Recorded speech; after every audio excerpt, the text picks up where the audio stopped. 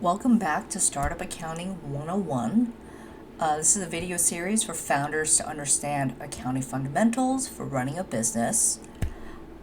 If the default quality of this video is a little blurry, just adjust it to 1080p HD and you'll get a nice clear image. And so we're continuing through this financial projections template.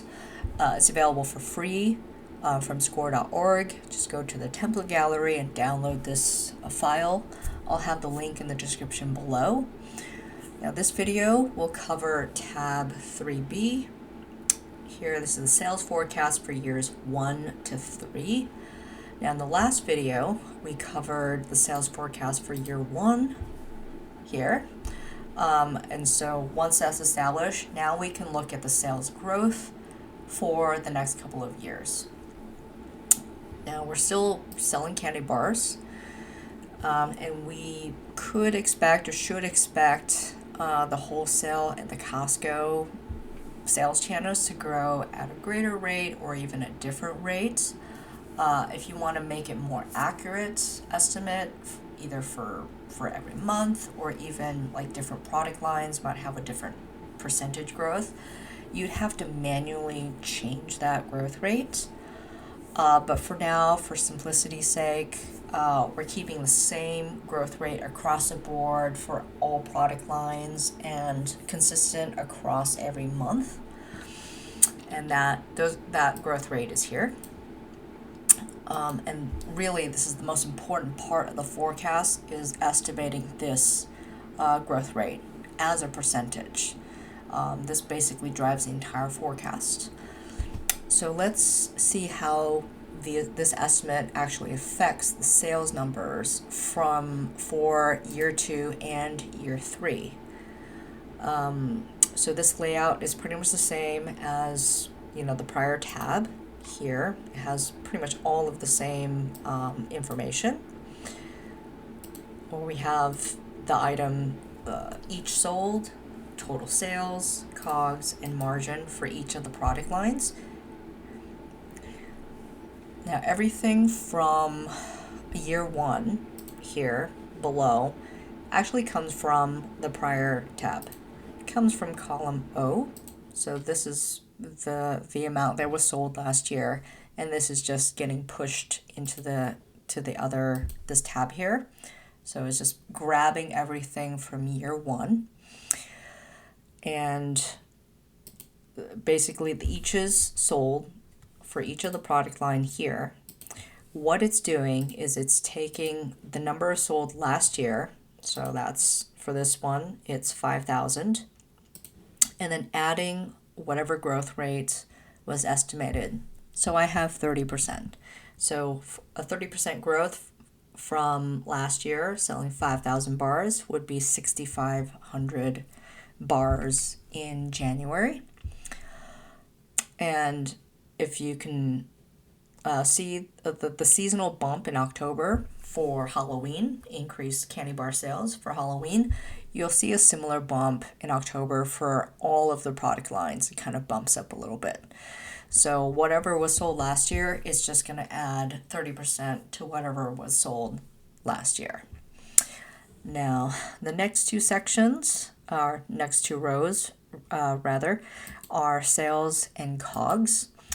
And so basically the formula for, the sales and COGS numbers are, the units sold here times whatever the sales and the COGS price per unit was for that product line.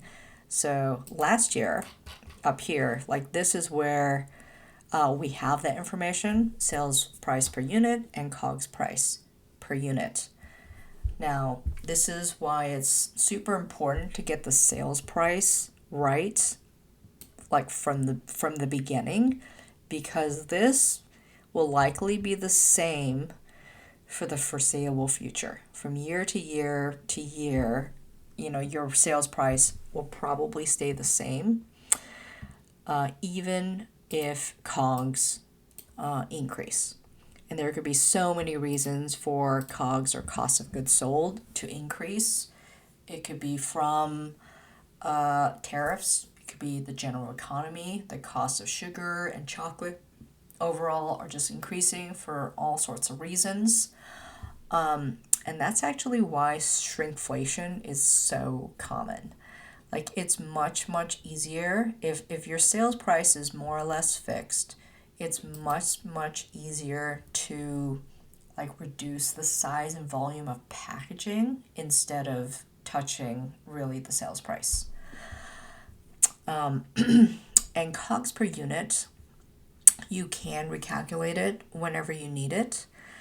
And typically for CPG startups, like you'll typically recalculate this this number on a quarterly, at the very least on an annual basis.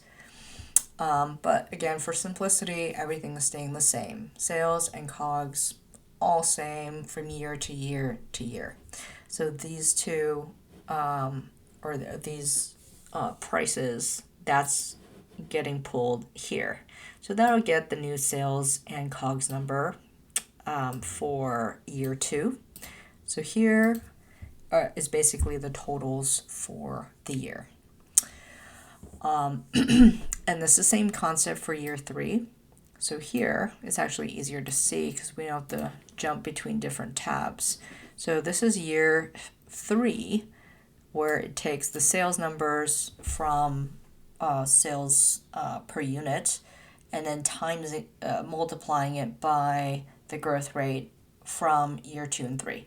So I've estimated 80% growth from year 2 to 3, and that gets pulled over here. And this number, you're getting the sales and COGS based on the same, sales and COGS price per unit. Now, this is sort of a rough estimate that I put in here.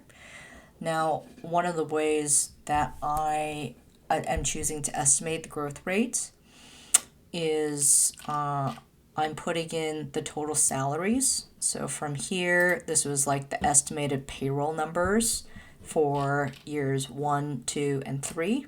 So I put in, the estimate of how much I'm going to have to pay for salaries. At the very least, my sales growth has to cover payroll and the different, salary expenses that I have. So I put that down here. So here's like 1, 2, and 3 here. And for year 1, basically, I'm going to try to make the amount remaining for the operating expenses to be the same.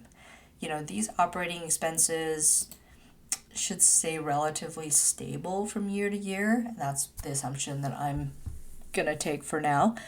And so year 1, it's about 350. So I'm going to adjust the other 2 numbers, the growth rate, to kind of reflect to make sure I have enough to cover operations. So this is actually a little bit under. So I'm just going to up it a little bit. Just going to put 33 here, maybe 83 here. And we see that now the amount remaining for operating expenses are all about 350.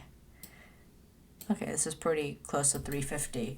And that's good for now. I'm happy with that. So for now, we have basically completed the sales forecast for years 1 to 3. The next video, we'll be looking at additional inputs here. So like and comment if you found this video helpful. Let me know if you have any questions or have any other topics you'd like me to cover. Please subscribe, follow along, and best wishes in growing your business. And thank you for watching the video.